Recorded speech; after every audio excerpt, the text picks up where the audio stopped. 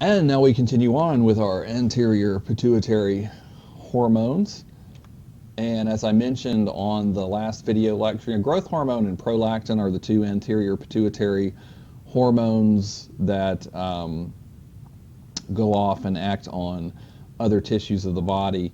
The rest of these anterior pituitary hormones that we're going to talk about are tropic type hormones, whose targets are other endocrine glands. So they're going to be telling other endocrine glands, hey, you guys go ahead and make the hormones you're supposed to make. All right, and so the first one of those is called thyroid stimulating hormone, or thyroid. I want my stylus right. Come on, there we go.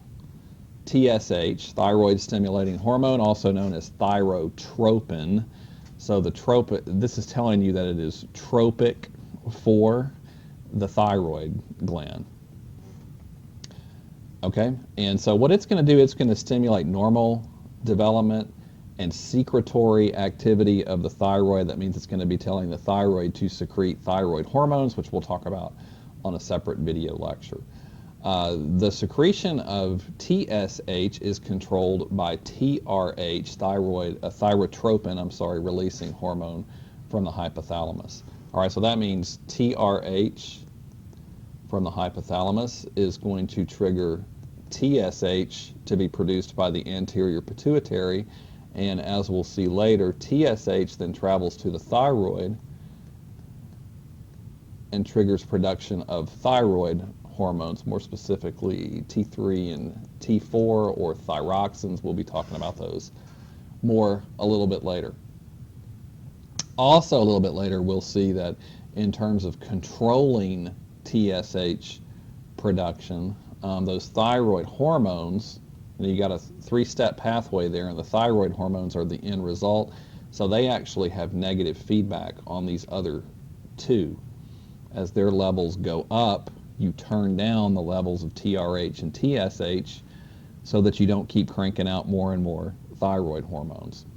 All right, and so all of that should make more sense as we get into the thyroid in more detail a little bit later. All right, so here's actually a diagram from your textbook, which is showing you what I just mentioned, the relationship between TRH and TSH, and then these thyroid hormones. It's the thyroid hormones that ultimately have effects on target cells throughout most of the body. Most of the cells in the body are responsive to these thyroid hormones, and they increase metabolism. They increase the rate at which you burn through nutrient molecules to harness energy from those molecules.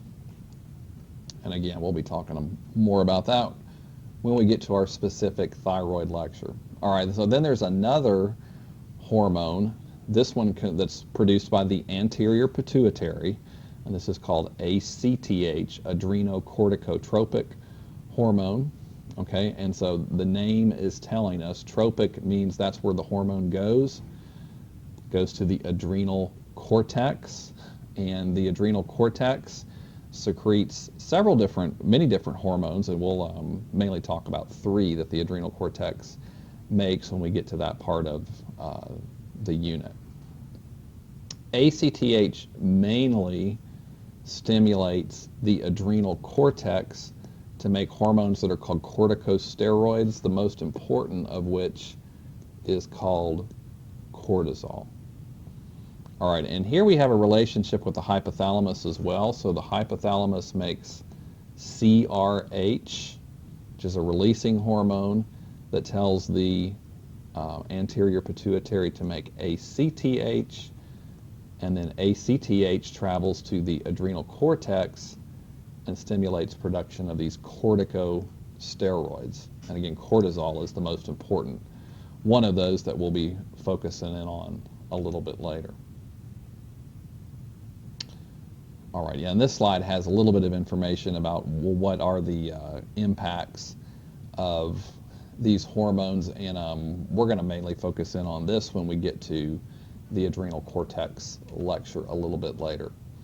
Okay, and then the anterior pituitary also makes hormones called gonadotropins. Those go to the gonads. Gonads are ovaries in females and testes in males. There are two of these, and they're called follicle stimulating hormone and luteinizing hormone.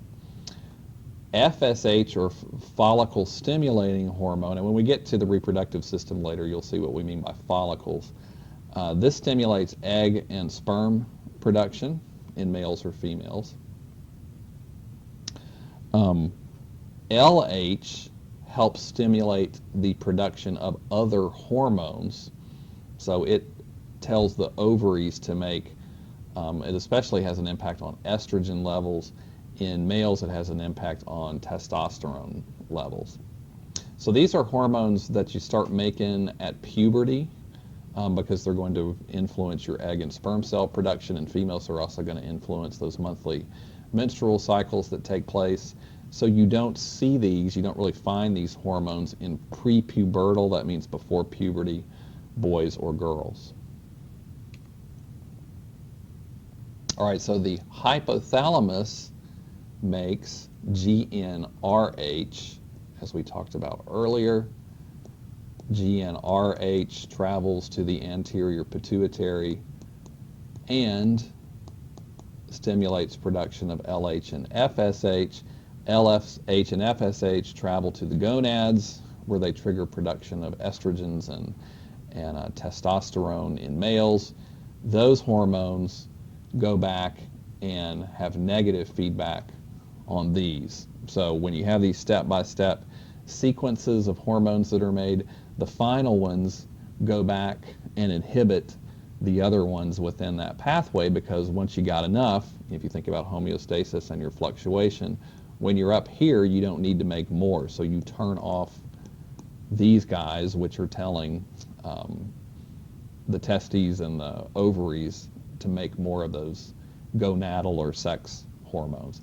And we're really not going to talk in depth about these hormones beyond that in this particular unit, because we're going to hear all about them when we get to the reproductive system later this semester. All right, so that was just a little short lecture about those other hormones, and again, that are made by the anterior pituitary. And again, we're really going to hear more about those when we get to specific topics here or later during the semester. So that's going to bring us to a very interesting endocrine gland for lecture number 9. That's going to be the thyroid gland, and we'll talk about the hormones that that gland produces.